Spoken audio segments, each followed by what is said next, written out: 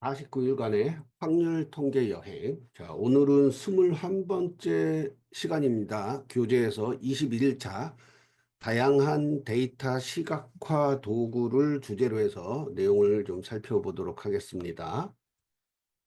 자, 우리가 지난 시간에 그 빈도 분포와 히스토그램에 대해서 살펴봤죠. 예. 예, 히스토그램이 데이터를 시각화하는 그 대표적인 그 도구이기는 하나, 실제 이 데이터를 시각화하는 도구는 이 히스토그램 외에도 다양한 방법이 있습니다. 여기 지금 제가 캡처해 놓은 것처럼 어, 이런 그 세로 막대 도표, 또 가로 막대 도표, 그리고 누적 막대 도표 뭐 이런 이제 도표들이 있고요. 그다음에 뭐 선도표라든가 파이 도표 뭐 그리고 삼포도 같은 그런 도구들이 있습니다. 이 삼포도는 여러분 지난 시간에 그 앤스컴 4분할 그래프 그릴 때 사용했었던 방법이죠. 자, 그럼 이런 시각화 도구는 어떻게 활용하느냐? 예, 사실 대부분의 통계 소프트웨어에 이런 이제 기능들이 다 있습니다. 그래서 어, 가장 손쉽게 활용할 수 있는 소프트웨어는 엑셀이죠. 엑셀의 차트 기능을 활용을 하면 됩니다. 자, 그래서 오늘은 이 엑셀의 차트 기능에서 활용 가능한 시각화 도구의 어떤 그 용도에 대해서 좀 살펴보는 시간을 갖도록 하겠습니다. 자, 대표적인 또 그 시각화 도구가 막대도표, 막대도표. 예, 이런 형태 여러분들 많이 보셨죠? 이 막대도표는 자, 학술 논문이나 자, 비즈니스 보고서에서 가장 보편적으로 사용하는 그래프예요. 그래서 이 막대도표는 동일한 이 데이터를 갖고 자, 이렇게 이제 세로 형태의 어, 막대화 또는 가로 형태의 막대 이렇게 서로 다른 형태로 이제 표현할 수가 있습니다. 그리고 여기서 이제 막대의 길이는 변수의 크기나 변수가 뭐라 그랬어요? 그 관측치의 특성이라고 그랬죠. 변수가. 그래서 이 변수의 크기나 아니면 그 빈도수를 의미합니다. 빈도수. 자, 여기서 지금 보시면은 국내 주요 대기업 매출액이 이제 이 그래프의 타이틀이잖아요. 그리고 뭐 삼성전자, 현대자동차, 기아, LG, 뭐 이마트, 뭐 KT, 뭐 이런 이제 개별 기업들의 이 매출액에 대해서 나타낸 것이기 때문에 여기서는 이 막대의 길이가 개별 회사들의 매출액의 크기를 나타내고 있다. 그래서 이처럼 이 막대 도표는요, 그 매우 직관적으로 데이터를 비교하는데 유용합니다. 딱 봐도 삼성전자의 매출이 다른 기업들의 매출에 비해서 월등하게 높죠. 예. 네, 이런 어떤 비교하는데 이제 이 막대 도표가 굉장히 유용하게 쓰인다라는 거. 자, 이건 이제 누적 막대 도표, 누적 막대 도표. 자, 누적 막대 도표는 하나의 그룹에 자, 여러 개의 변수 속성을 합쳐서 표현할 때 유용한 시각화 도구이다. 네.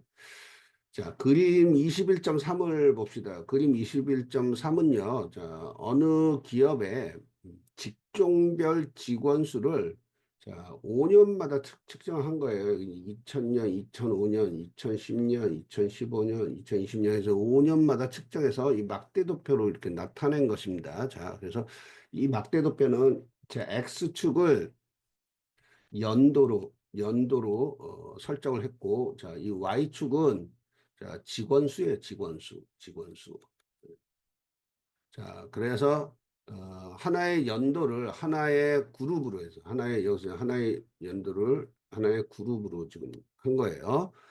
해서 네 개 직종의 직원 수를 누적해서 나타낸 것입니다. 뭐 요즘 그 흑백으로 좀 뭐 돼 있긴 한데 뭐 이제 맨 위가 생산직 뭐 2000년도에 그 생산직 127명인 거고 연구직이 65명, 영업직이 84명, 사무직이 50명, 뭐 이렇게 이제 누적해서 나타낸 거라는 거죠. 네, 그래서 이 막대 도표가 또 이런 식으로도 이제 활용이 된다라는 거. 네. 자, 그다음에 선도표는 시계열이나 어떤 추세를 표현하는 데 유용한 시각화 도구예요.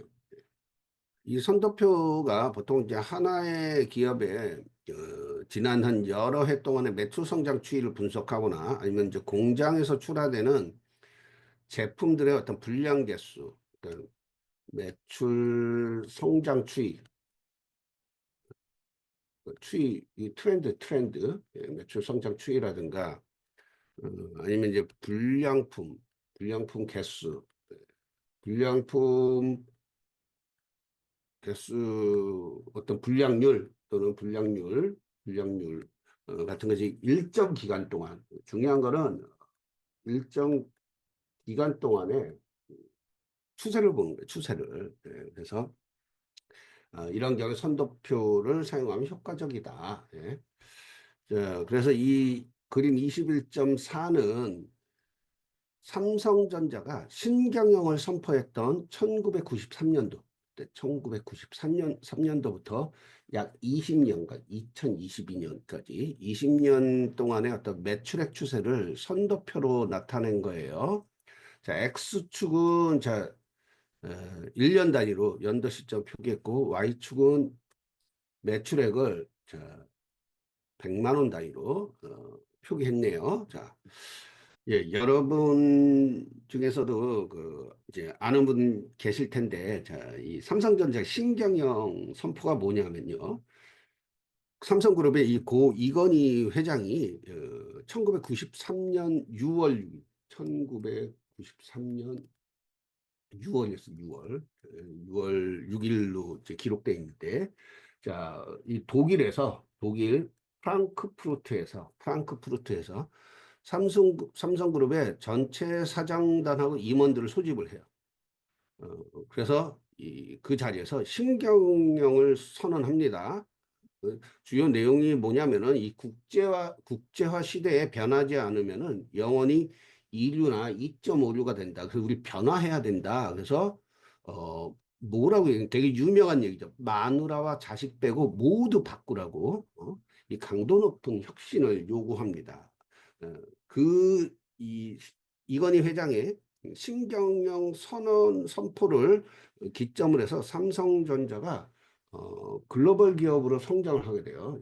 자, 1993년도 대기업에 이게 뭐, 정확한 데이터를 갖고 정확한 어떤 그 기록된 내용을 제가 보고 말씀드리는 건 아니고 제가 이 시점에 대학을 졸업하고 예, 이 취업을 했었던 시점이라서 당시에 한국에서 소위 뭐 이제 자산 규모든 매출 규모든 이걸로 해서 일 기업이 어디였냐면 현대그룹 일 기업. 그 다음에 2위가 어디였냐 하면은 어, 삼성이 아니에요. 여러분 뭐 모르시는 분도 있어요. 대우그룹. 그렇게 인식들을 했어요, 사람들이. 그 실질적으로도 아마 그 당시에 뭐 자산 규모나 뭐 이런 게. 그리고 3위가 3위가 이제 사실 이제 삼성그룹이라고 할 수 있어요. 삼성그룹 또는 LG그룹. 네. 이 재계 순위가 이러했습니다. 그러니까 삼성그룹이 국내에서도 한 3위 정도, 3, 4위권 정도밖에 하지 못했었던 규모나 자산 규모나 매출액 규모가. 그런데 고, 이건희 회장의 신경영 선포 이후에 지난 한 20여 년 동안, 그 이후로 20여 년 동안 이 삼성그룹이 굉장히 성장을 하죠. 그래서 지금은 뭐 아까 앞에서 봤듯이 앞에서 이 부분에서 여기서 봤죠. 국내 주요 대기업 매출액 이걸 보면요. 이게 지금 몇 년도 거를 제가 갖고 왔는지 잘 기억은 안 나는데 하여튼 최근 연도 이렇게 아, 격차가 심합니다. 심하게 벌어졌어요. 그러니까 삼성그룹 자체가 삼성전자를 중심으로 한 삼성그룹 자체가 굉장히 크게 성장을 이제 한 거죠. 그래서 여기 보면은 연평균 성장률이라고 있죠. 연평균 성장률. 매년 평균 18.7%씩 성장을 했던 거예요. 지속적으로. 예, 그래서 이 연평균 성장률 계산하는 엑셀 함수를 제가 지금 여기 이렇게 작성을 해놨습니다. 두 가지 방법이 있어요. 한 가지는 자 여기 보시다시피 최종 연도의 값을 최초 연도의 값으로 그러니까 여기서 보면은 최종 연도의 값이 2022년도 매출액을 최초 연도의 값 1993년도의 매출액으로 나눈 다음에 이것을 이제 어, 제곱을 해주는 지수 함수로 제곱을 해주는데 연도 간격 분의 1이에요. 그러니까 이게 지금 20년 차니까 이 간격을 따지면 아마 19개 연도 간격이 있겠죠. 19분의 1제곱 해서 계산을 한 다음에 마이너스 2를 해주면은 연평균 성장률이라는 게 이제 나옵니다. 자, 이렇게 계산하거나 아니면은 엑셀 함수에서 rate라는 함수를 쓰시면요. 여기다 연도 간격에다가 제로 쓰고 최초 연도의 값에 음수로 써줍니다. 그 다음 최종 연도의 값. 이렇게 채워주면요. 연평균 성장률이 계산이 돼서 나옵니다. 예. 요 수식 유용하게 사용할 수 있으니까요. 잘 기억해 두세요. 예, 선도표는 또 이 여러 변수를 하나의 그림으로 표현하는 데에도 사용할 수가 있어요. 자, 여기 그림 21.5를 보면은 자, 똑같이 1993년도부터 2022년도까지 삼성전자의 판관 비율하고 자, 연구 개발 비율을 비교한 거예요. 이렇게 해서 좀 진한 컬러 판관 비율, 이게 판관 비율. 자, 이게 이제 연구 개발 비율이에요. 자, 여기 보면은 점점 해가 갈수록 연구 개발 비율이 높아진 걸 알 수 있습니다. 그죠? 높아진 걸 알 수 있어요. 그만큼 그 연구 개발에 투자를 이제 많이 하면서 삼성전자가 지난 20년간 글로벌 기업으로 성장하는 밑거름이 됐다. 이렇게 뭐 이제 볼 수도 있겠죠. 자, 어쨌든 이 선도표에는 그 여러 변수를 하나의 그림으로 표현해서 사용을 하기도 하는데 너무 변수가 많으면은 복잡하겠죠. 그래서 그리고 또 이제 이 서로 다른 단위의 수치를 비교하는 것도 적절하지가 않아요. 이거는 뭐 퍼센트 비율이라는 동일한 그 단위를 갖고 이제 비교를 이제 한 거거든요. 그래서 일단은 단위는 같은 단위로 뭔가 통일을 해가지고 비교를 해야 된다. 그리고 변수가 너무 많으면은 적절하지 않기 때문에 또 제 경험적으로 변수 개수 한 두 개, 세 개, 진짜 많아야 세 개입니다. 그래서 가장 뭐 적절한 한 두 개 정도일 것 같아요. 두 개나 세 개 정도. 예. 자, 어, 요거 바로 페이지에서 봤죠. 전전 페이지에서 그림 21.4를 봤습니다. 삼성전자의 93년도부터 2022년도까지 이제 매출 추이를 봤는데, 자, 이 그래프를 보면은 굉장히 뭔가 급격하게 매출이 성장한 것으로 보입니다. 물론 굉장히 많이 성장을 했죠. 자, 오늘 1993년도에는요, 삼성전자 매출이 8조 1천억 원. 자, 근데 2022년도의 매출액은 211조 8천억. 이게 한 26배 정도 성장을 한 거라고 합니다. 하지만 이 26배라는 이 비율 수치가 사실 또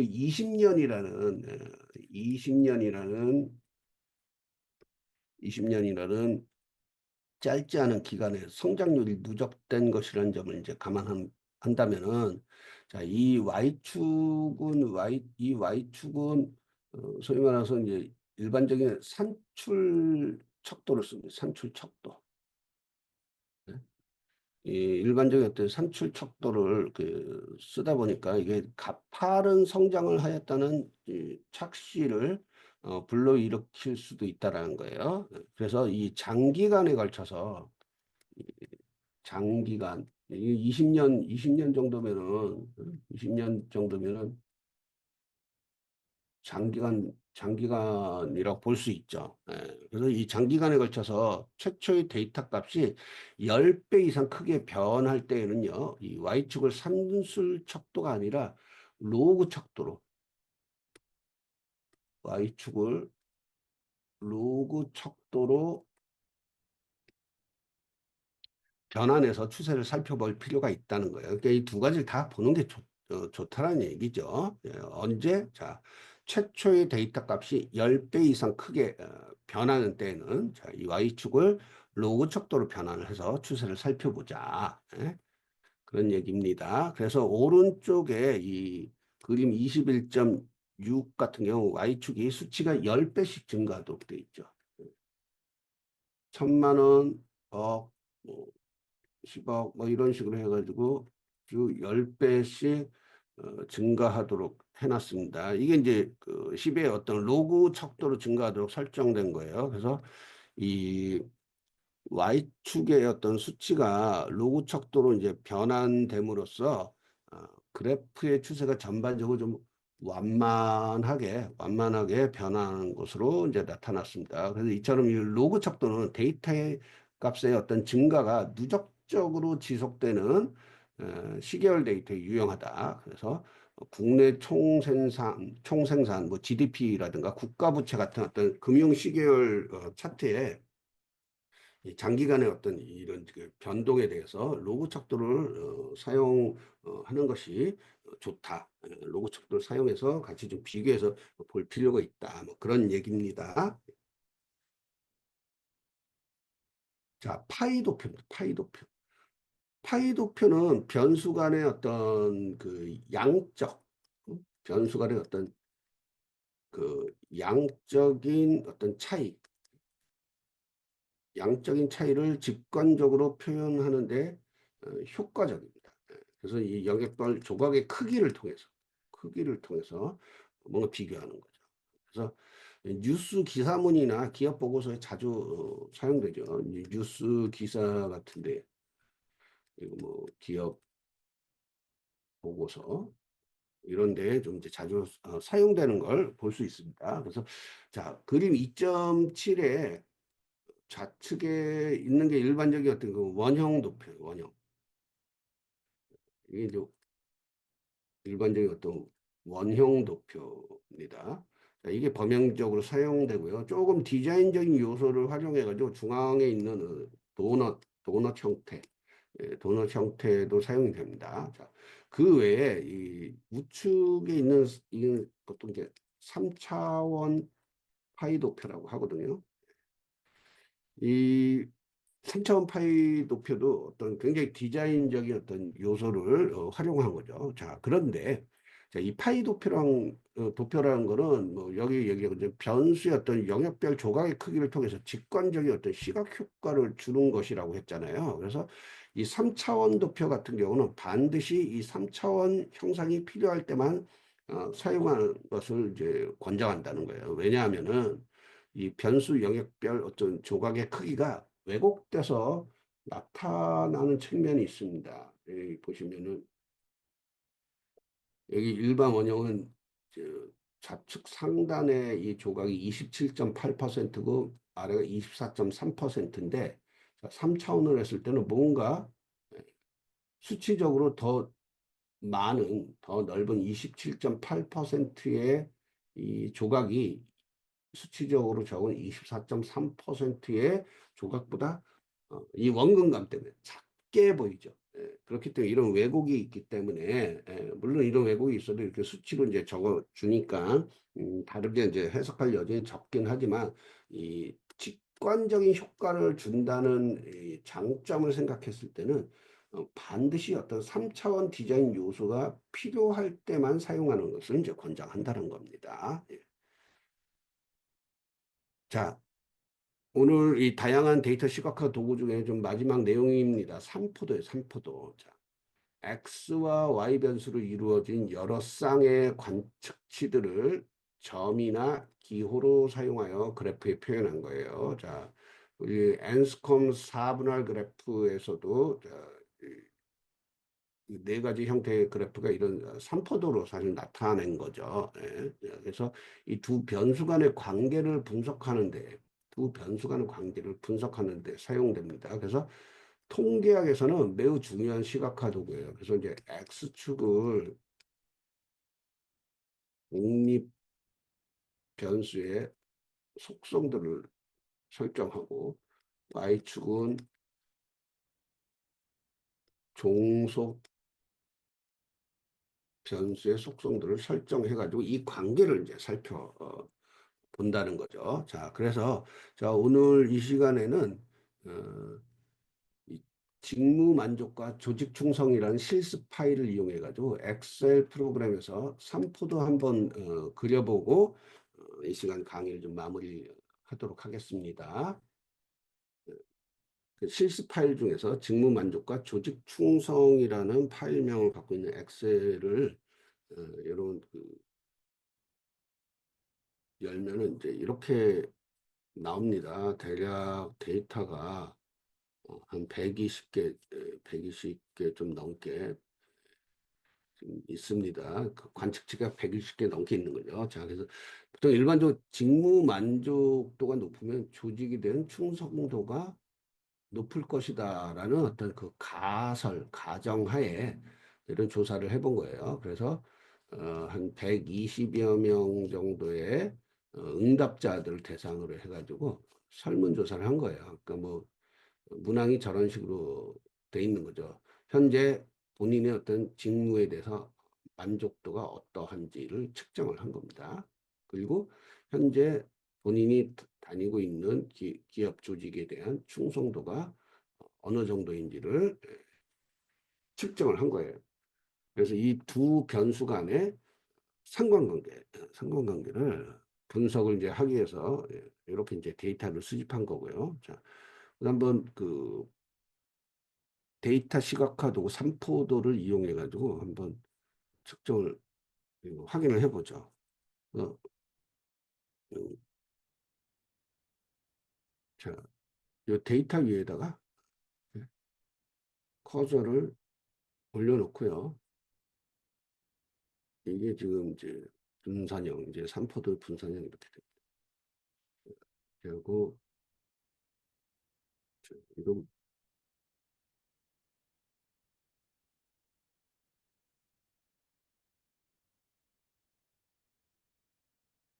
이렇게 좀 바꿔주고요. 자, 이게 이제 삼포도 이렇게 나온 거예요. 삼포도. 자, 여기서 좀 내용들을 몇 개 차트 디자인으로 가서 차트 요소를 좀 추가를 해보겠습니다. 뭐 여기 가가지고 가로 제목 같은 경우 X축이 직무 만족이죠. 직무 만족. 그 다음에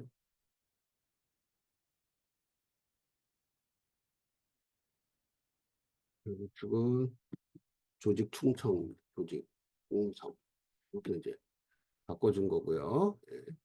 자, 그 다음에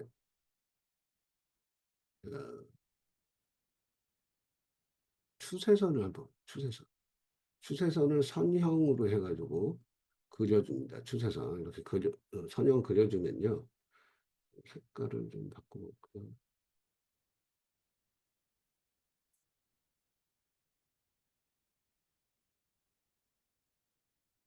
인공적으로 나타나는 좀 바꿔보도록 할게요. 이렇게 해서 이게 이제 추세선을 이제 그려주면 뭘 알 수 있냐면요. 이 직무 만족도가 이 방향이 전체적인 어떤 이 삼포도의 어떤 추세가 어떻게 되냐면은 직무 만족도가 높아질수록 조직 충성도도 높아지는 그런 추세를 갖고 있다는 걸 보여주는 거예요. 무슨 말씀인지 아시겠죠? 이게 만약에 어, 이 삼포도의 형태가 오히려 이제 반대로 역으로 내려가는 경우다 그러면은 이 추세선이 이 역으로 이렇게 그려지겠죠. 그런 경우는 직무 만족도가 향상될수록 조직 충성도가 오히려 더 퇴보한다, 낮아진다. 뭐 그렇게 해석을 할 수가 있을 텐데 지금 실제로 이 데이터 갖고 일각이 상관관계를 봤을 때는 직무 만족도가 높을수록 높은 사람일수록 조직 충성도가 높다. 뭐 이렇게 이제 분석이 되는 결과라고 하겠습니다. 예, 이렇게 해서 오늘 통계 기본 원리 네 번째 시간이죠. 네 번째 시간 그 다양한 데이터 시각화 도구에 대해서 살펴보는 그런 시간이었습니다. 예, 오늘 강의 들으시나 수고 많으셨고요. 예, 다음 시간에 또 뵙도록 하겠습니다. 예, 수고하셨습니다.